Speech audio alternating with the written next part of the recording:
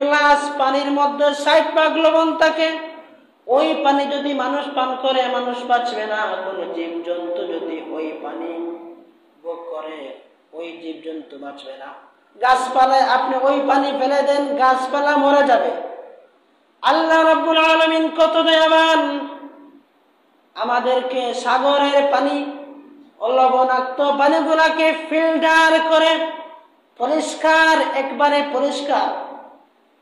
একেবারে পরিষ্কার, কোনো ময়লা নেই। বৃষ্টি পানি মাঝে কোনো ময়লা আসেনি, না নেই, কোনো ময়লা আসেনি, একেবারে পরিষ্কার পানি রব্বুল আলামিন সাগর থেকে লবণাক্ত পানি সাগর থেকে আকাশের